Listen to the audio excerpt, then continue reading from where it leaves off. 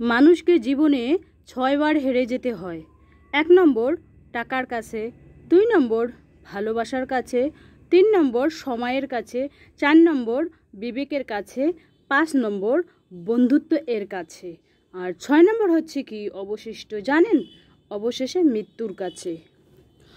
আত্মসম্মানের থেকে বড় আর কিছু নেই। কেউ তোমাকে একবারের জন্য ছোট করলেও তাকে চিনে রাখো এবং তার থেকে দূরে থাকো, কারণ প্রশ্রয় পেলে সে একই কাজ বারবার করবে। একজন ব্যক্তির ব্যক্তিত্ব যতই কঠিন হোক না কেন, তার ৩টি জায়গায় আঘাত করলে সে দুর্বল ও অসহায় হয়ে পড়ে। ১ নম্বর মনে আঘাত করলে, ২ নম্বর সম্মান নষ্ট করে দিলে, ৩ নম্বর বিশ্বাস ভেঙে দিলে। ভোর 4:30 থেকে 11টার মধ্যে এইভাবে রান্না প্লাস সব কাজ করে 1 ঘন্টার মধ্যে হাউস ক্লিনিং করলাম। সেই ভিডিওটাই আজকে তোমাদের কাছে আমি শেয়ার করব। তো welcome back to my channel. আসসালামু আলাইকুম। তোমরা সবাই কেমন আছো? আমি আশা করি তোমরা সবাই খুব ভালো আছো। আলহামদুলিল্লাহ আমি ভালো আছি এবং বিন্দাস আছি। আর আমার প্রাণ প্রিয় কলিজা আপু ভাইয়ারা, তোমরা সবাই কেমন আছো একটু কমেন্ট বক্সে লিখে দিও। আর আমি কিন্তু আজকে খুব ভোরে উঠেছি, একেবারে 4:30টায় উঠেছি। জানি যে মানে কি বলবো আর, মানে এত গরম পড়েছে কি বলবো আর বলে বোঝাতে পারবো না। মানে সেই জন্য ভাবলাম যে ভোরে ভোরে কাজটা শেষ করে তারপরে বাদবাকি কাজ করে নেব। তো চলো ব্লগটা ফার্স্ট থেকে লাস্ট অবধি ব্লগটা দেখতেই থাকো, আশা করি খুবই ভালো লাগবে। তো 11টার মধ্যে ব্লগটা 11টার মধ্যে শেষ করব না, রাত অবধি থাকবে। আমি তো বিকালের ভিডিও তোমাদের কাছে শেয়ার করতে পারি না, রাতের একটু রান্নাই আর কি শেয়ার করি।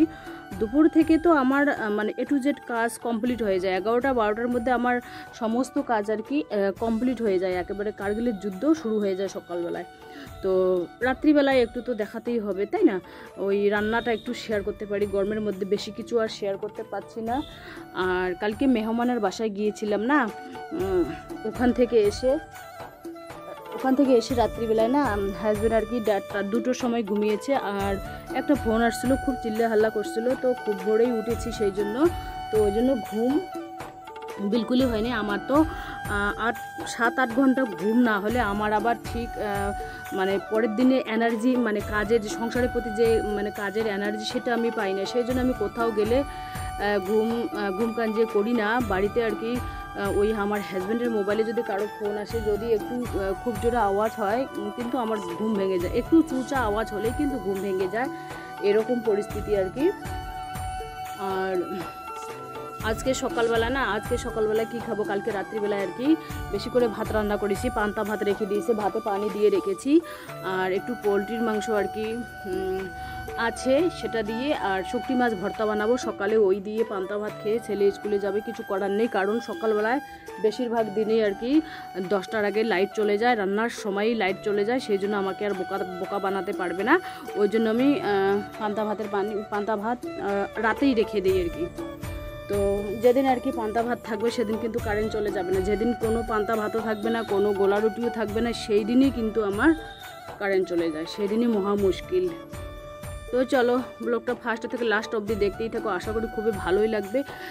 কাজ কিন্তু সবারই একই, কিন্তু কাজের ধরন সবার কিন্তু প্রত্যেকটা গৃহিণীরই কিন্তু কাজের ধরন আলাদা থাকে, তাই না? তো আমি এভাবে আর কি আমার সংসারের কাজগুলো A to Z কাজগুলো তোমাদের কাছে শেয়ার করার চেষ্টা করি আর কি। আর আমার গাছে না চিচিঙ্গা হচ্ছে না এখন, এই যে দেখুন তোমার দোকানের বাইরেটা তোমাদের এক ঝলক দেখিয়ে দিচ্ছি।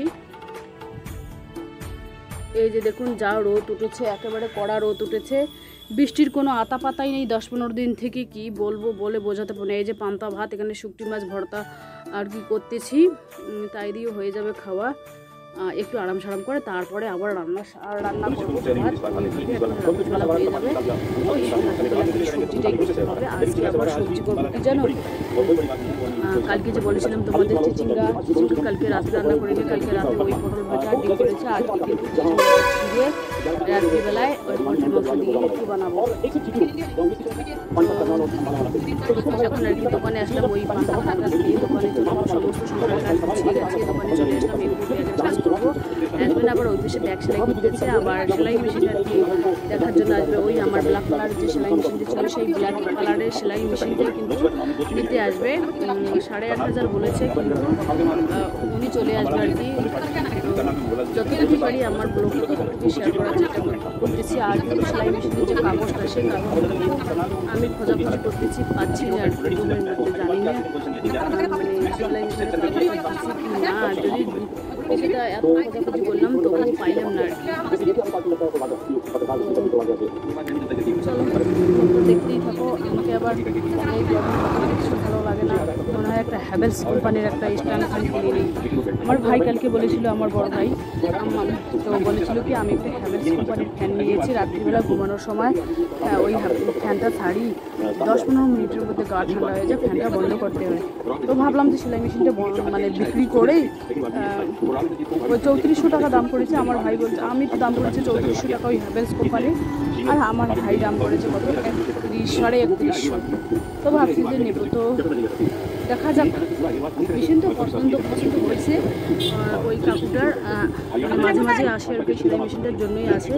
আমার কিন্তু ওই ব্ল্যাক কালারের সেলাই মেশিনটা বেশি দিন হলো না, কারণ 2-3 মাস চালাতেই আর কি ওই নতুন মেশিনগুলো, দামি মেশিনগুলো নিয়ে এসেছে। এই যে দেখুন বাইরের দোকানে বাইরেটা রোদের যা তেজ, বাপরে বাপ, দেখেই ভয় লাগে। তো এই যে দেখুন ব্যাগ এইগুলো উল্টেছে, আমি এই পাশে আবার হাজব্যান্ড সেলাই করতেছে। আমি যতগুলো ব্যাগ উপরে বাঁধা আছে ওইগুলো আমি বেঁধেছি, আর বাদবাকি সেলাই আমার হাজব্যান্ড করেছে। যেহেতু বসে আছে বাসায়, আজ 3 মাস থেকেই আর কি বসে আছে, ওই দুর্গাপূজার পরে আর কি যেতে চাইছে, তখন আর কি কাজ চালু হয়। ফ্রিজটাও তোমাদের এক ঝলক দেখিয়ে দিই। এই যে দেখুন ফ্রিজে এখন জিনিস নিচ্ছি না, কারণ বেশি দিন আর গরম নেই, এই ফাটাফাটি এই মাসটাই হবে। এই যে দেখুন ওই কাকুটা চলে আসলো আর কি সেলাই, এই ব্ল্যাক কালারের সেলাই মেশিনটা নেবার জন্য। না ওটা উপরওয়ালার মানে ইশারা যে সেলাই মেশিনের কাগজ নেই, যাতে সেলাই মেশিনটাকে বিক্রি করতে না পারি, এটাও তো হতে পারে। আর এই যে দেখুন মেয়ে আর কি কলেজ থেকে চলে আসলো, এটা হচ্ছে দুপুর টাইম আর কি। তো আমি আবার আজকে রান্না করব কি দুপুরবেলা ওই দুধ কচুর ডাঁটি না পাতা রান্না করব, ডাঁটিগুলো রেখে দেবো, ওইগুলো কাল। তো জানোই তো মধ্যবিত্ত সংসারী গৃহিণীদের হিসেব করে সংসার চালাতে হয়, যেহেতু ইনকাম কম, বেকার, হাজব্যান্ড বসে আছে আমার বাসায়, সেজন্য একটু হিসাব বুদ্ধি খাটিয়ে সংসারগুলো চালাতে হবে, তাই না? তো এই যে দেখুন রোদের তেজটা দেখতেই পাচ্ছেন, বাইরের অর্ধেক ছায়া অর্ধেক রোদ, এই যে দেখতেই পাচ্ছেন। তো পাতাটাই বানাবো শুটকি মাছ দিয়েই আর কি বানাবো। কচুর পাতা কিন্তু শুটকি মাছ দিয়ে আর মাছের মাথা বা মাছ দিয়েই কিন্তু টেস্ট ভালো হয়, তাই না?